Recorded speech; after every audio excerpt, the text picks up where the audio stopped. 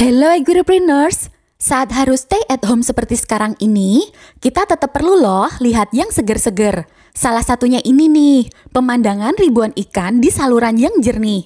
Sekarang, kita akan bahas lebih jauh gimana sih peran bendung merican dan budidaya ikan di salurannya untuk pertanian. Sebelum lanjut lagi, buat kamu yang belum subscribe, jangan lupa klik subscribe dulu dan bunyikan loncengnya kalau kamu suka informasi menarik seputar dunia agribisnis.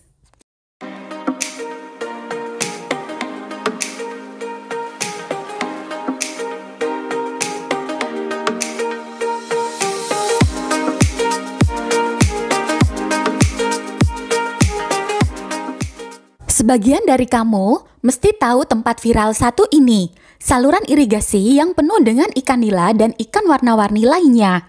Tempat ini pernah viral dan kita pun pernah sedikit membahasnya di video sebelumnya. Saluran irigasi yang bersih, jernih, dan penuh dengan ikan ini ramai dikunjungi masyarakat sekitar pada saat kondisi normal. Lokasi ini pun menjadi salah satu destinasi wisata yang menarik di kawasan kota Yogyakarta. Saluran irigasi ini mengalirkan air yang berasal dari Bendung Merican Kali Gajah Wong, di mana lokasinya ada di Kampung Merican, Giwangan, Umbul Harjo, Kota Yogyakarta. Kalau kita lihat informasi dari Kementerian PUPR, daerah irigasi Merican ini seluas 162 hektar. Bendung ini punya saluran induk sepanjang 1075 meter dan terdapat saluran sekunder sepanjang 1662 meter. Saluran-saluran air ini mengalirkan air dari Bendung Merican ke 7 pedukuhan di Kabupaten Bantul. Di antaranya Dusun Grojokan, Boto Kenceng, Sampangan, Glagah, Donomulyo, Dladan, dan Glebeng. Bendung yang sebagian berada di Kabupaten Bantul ini, awal pembangunannya ditujukan untuk pengairan persawahan di sekitar Kalurahan Wirokerten dan Tamanan, Kapanewon Banguntapan, Bantul. Saluran irigasi ini memiliki debit andalan 170 liter per detik, serta debit banjir 100 tahun 126 meter kubik per detik.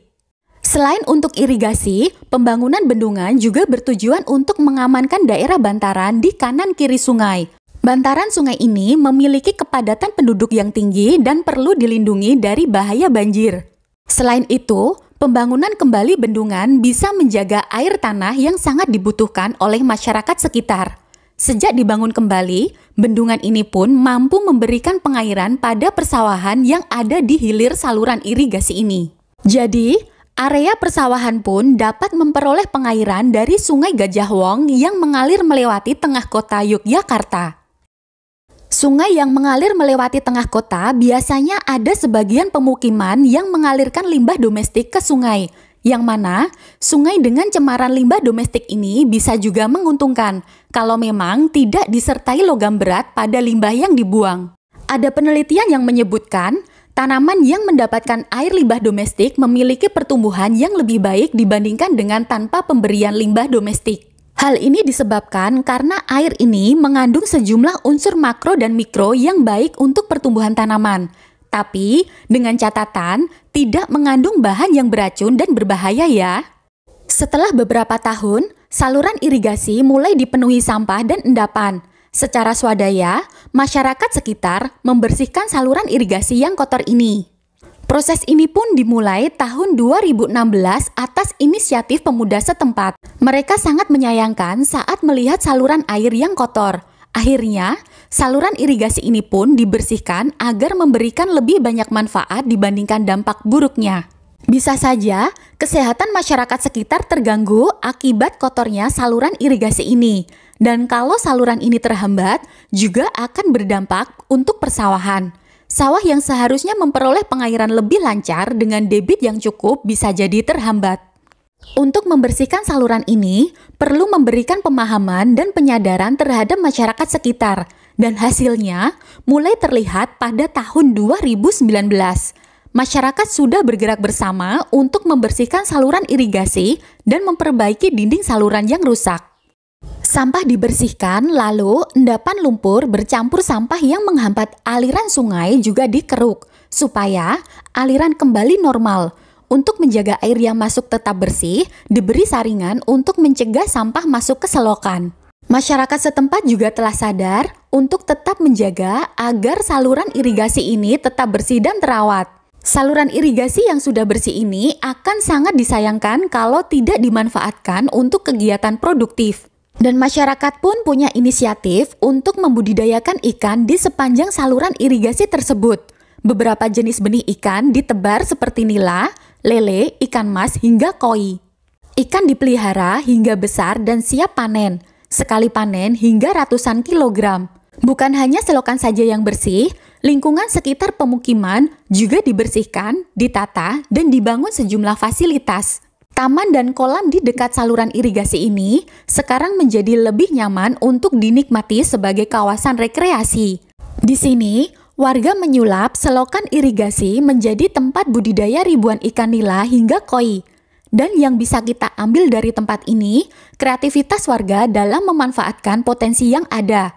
Dari situ, ekonomi masyarakat setempat bisa tumbuh. Untuk menarik minat pengunjung, nggak harus pakai modal gede loh. Belajar dari sini, modal ide pembersihan selokan dan membungkusnya jadi tempat yang nyaman ternyata bisa menarik pengunjung untuk menghabiskan waktu dan rela mengeluarkan uang sambil menikmati pemandangan ribuan ikan. Seperti yang pernah kita bahas sebelumnya, viralnya bendung ini mampu memberikan efek pengganda secara ekonomi bagi masyarakat. Dengan kata lain, ekonomi masyarakat setempat kian tumbuh dari segi pendapatan. Ini bisa kita sebut sebagai income multiplier. Maksudnya, pembersihan saluran irigasi untuk budidaya ikan bisa menciptakan peluang-peluang usaha baru untuk menghasilkan pendapatan bagi warga sekitar, seperti jualan pakan ikan, pemancingan ikan, maupun warung-warung yang memanjakan lidah. Selain efek ekonomi, jangan lupakan efek lain yang dirasakan petani. Sawah bisa dialiri air dari saluran irigasi dengan lancar. Kondisi saluran yang bersih bisa membuat petani tidak lagi khawatir terjadi saluran air yang mampet akibat timbunan sampah dan endapan lumpur. Di samping itu, air yang digunakan untuk budidaya ikan juga memberikan tambahan nutrisi untuk lahan persawahan. Tapi, apa signifikan tambahan nutrisi yang terlarut? Tentunya butuh penelitian lebih lanjut ya.